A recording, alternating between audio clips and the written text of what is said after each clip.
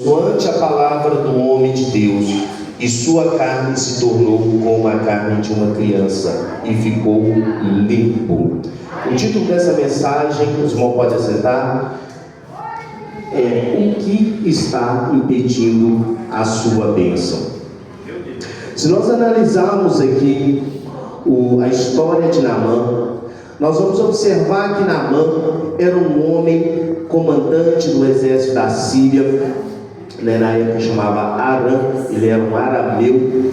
Esse homem, ele era um homem de grande reputação lá no exército da Síria.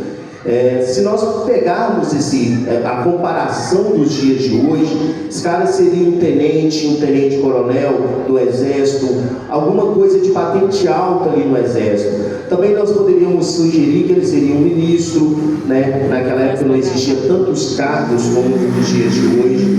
Ele poderia ser um ministro, poderia ser até mesmo um governador, devido à proporção de tamanho lá na época que ele era no país dele, que era a Síria.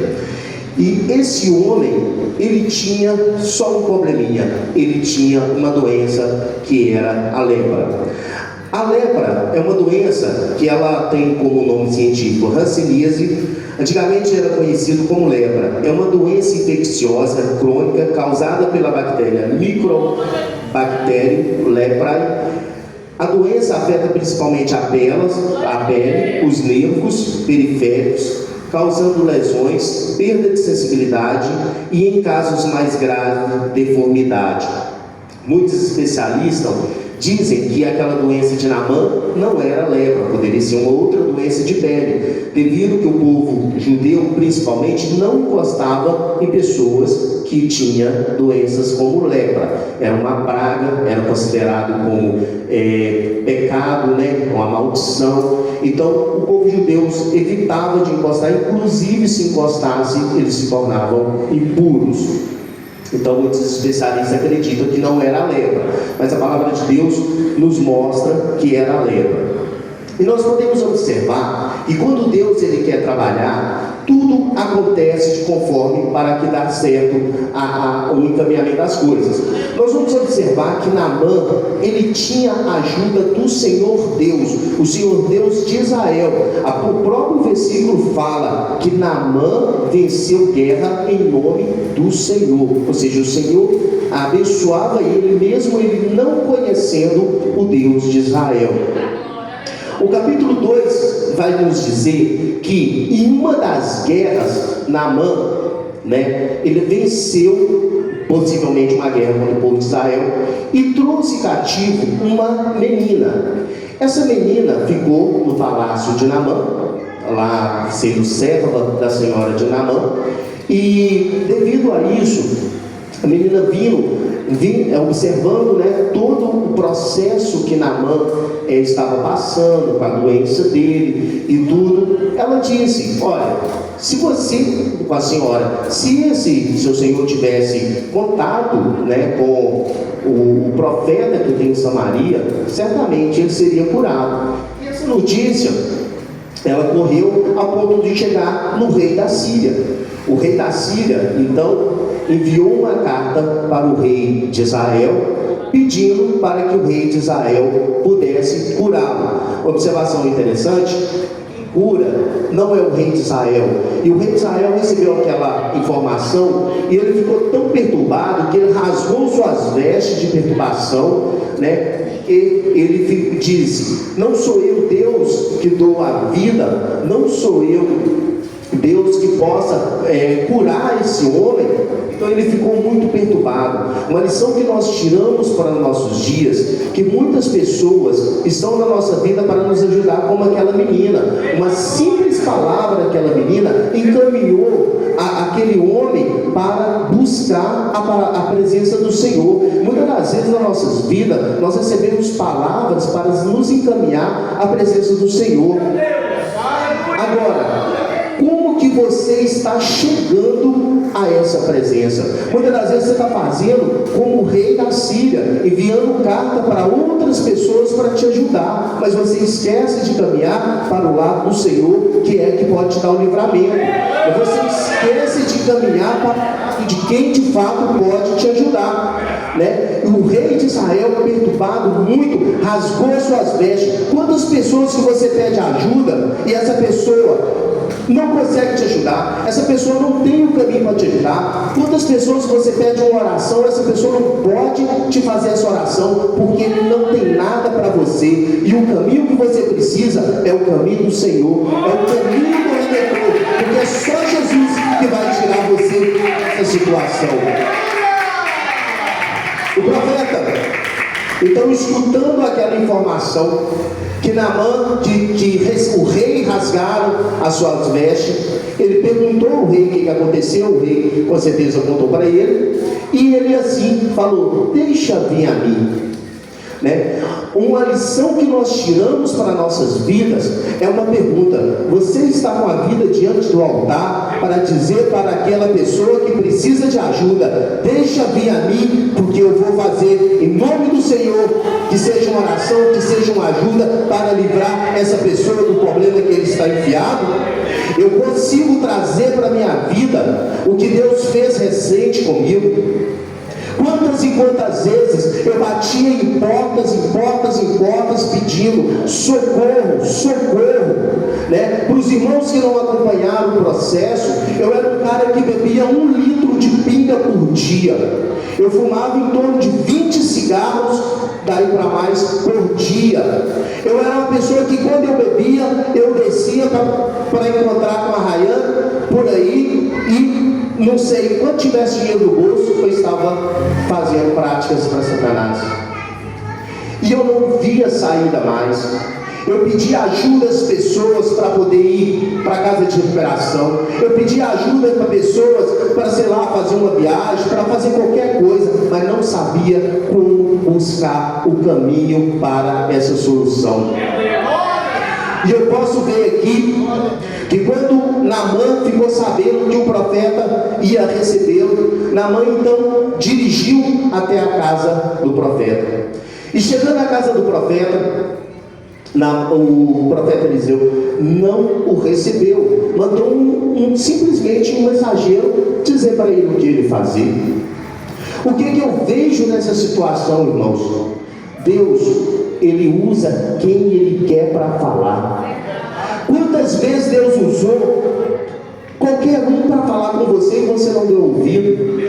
Quantas vezes Deus usou pessoas lá fora para poder dizer para você o caminho, né? Eu lembro de situações que aconteciam na minha vida que eu olhava e falava assim: se não for Deus, ninguém mais. Eu lembro uma vez que eu saí aqui da igreja, eu ainda estava nesse processo para me sair desses problemas, e quando eu desci lá para o lado do comerciário, eu estava indo no caminho, eu encontrei com o irmão, e o irmão passou perto de mim, buzinou e falou assim: agindo Deus, eu completei a frase: quem impedirá? E nessa noite eu fui lá mais de 3 vezes, não encontrei o que eu estava buscando. Mas eu não consegui entender que era Deus agindo para que aquilo não acontecesse na minha vida. Eu não consegui perceber a ação de Deus. E Deus usa de mensageiros para fazer essas coisas, para trazer um recado para você. Você está preparado para escutar? Você está preparado para agir, né, no que Deus está para te entregar? E assim, Naamã recebe a notícia que ele deveria mergulhar 7 vezes no poço do Rio Jordão, né? Basicamente, traduzindo aqui, era a mesma coisa de chegar para você e falar assim: gente, vai lá no Tietê e dá 7 mergulhos. O Rio Jordão era considerado um rio, não sei se tinha esgoto na época, mas era considerado um rio sujo, né? Para fazer uma comparação, usei o Tietê aqui para vocês verem que é um rio sujo. E quando Naamã recebeu aquela informação que era para mergulhar 7 vezes naquele poço, Naamã muito se indignou. Mas nós vamos observar logo no começo da história, quando o rei da Síria manda carta para o rei de Israel, ele também manda um grande tesouro para o rei de Israel. Mas quando Naamã recebe a informação que ele tinha de mergulhar 7 vezes, no poço, ele se indignou muito. A arrogância dele bateu lá em cima e ele não quis fazer aquilo. Até questionou, dizendo: lá em Damasco tem 2 rios, que eu não consigo falar o nome dele aqui, tem que ler, que são melhores rios do que todas as águas de Israel. Muitas das vezes, irmãos, eu tive uma lição muito interessante.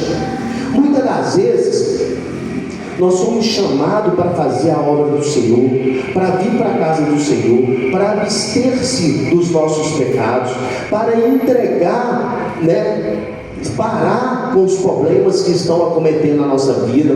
No meu caso, eu posso citar que era bebida, que era cigarro e era drogas. Isso tudo era o que estava me atrapalhando. Mas a minha arrogância era tão grande que eu sabia mais do que Deus. Eu era um cara tão arrogante que muitas das vezes eu chamava pessoas para discutir a Bíblia e mostrar para ele, por A mais B, que a Bíblia não fala de Deus. A minha arrogância me consumia.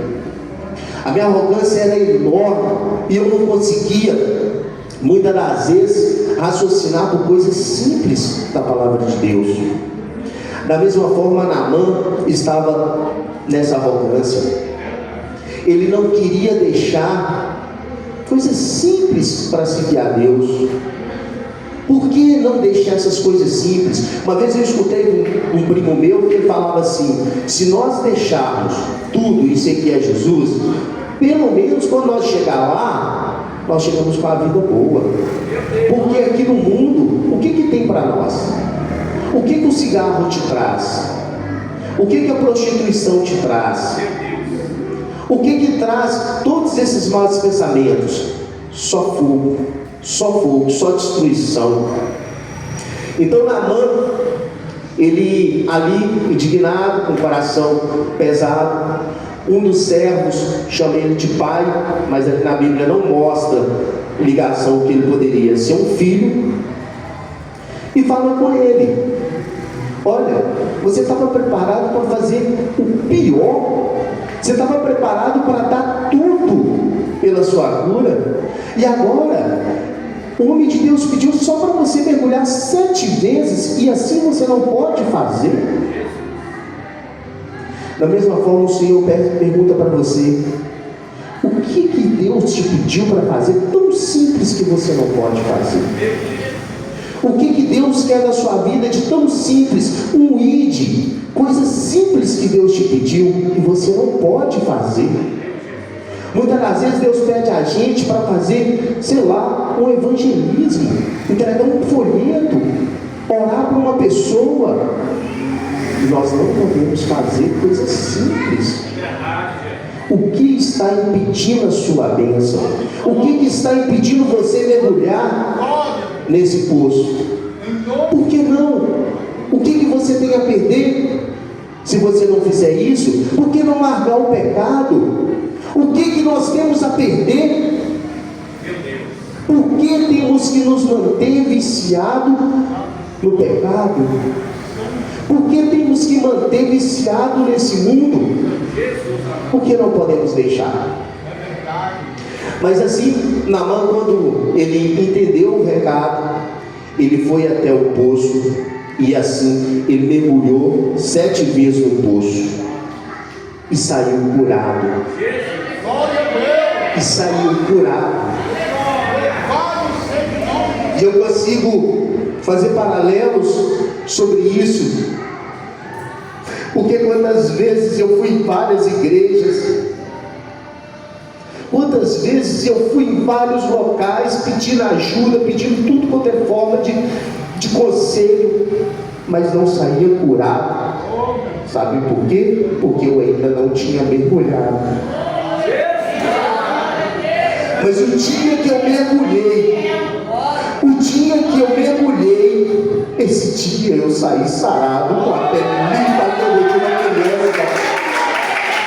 E essa mesma proposta o Senhor tem para você.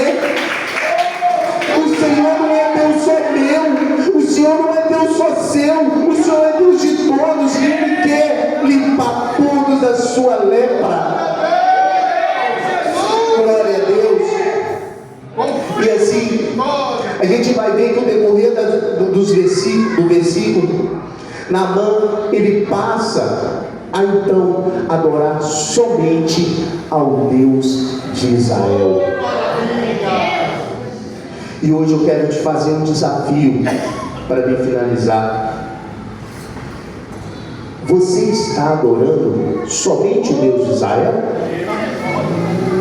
Você está adorando somente aquele Deus que morreu por você lá na cruz? Confirma a vitória. Quem mais você está adorando? Você está adorando somente aquele Deus que deu a vida, que perdoou os seus pecados, que através da graça Ele te aceita você?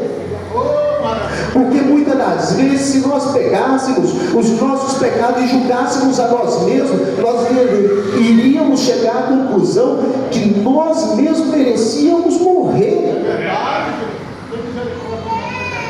Nós chegaríamos à conclusão que nós não teríamos uma segunda chance. Mas pela graça de Jesus, Ele te perdoa todo dia. Pela graça Ele te perdoa todo dia, mas Ele quer você com compromisso.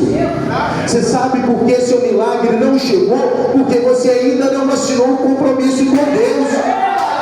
Você sabe por que nós não recebemos o nosso milagre? Porque você não assinou um contrato. O contrato que o Senhor colocou na sua mesa e falou: abstenha-se, abstenha-se, porque desde o dia que eu coloquei no meu coração e falei com Deus, eu não mais usarei essas porcarias. Assim foi feito, eu nunca mais usei até hoje e pretendo nunca mais usar na minha vida, para a honra e glória do nome do Senhor. E se eu precisar me viciar em alguma coisa, eu vicio no nome do Senhor Jesus e na sua.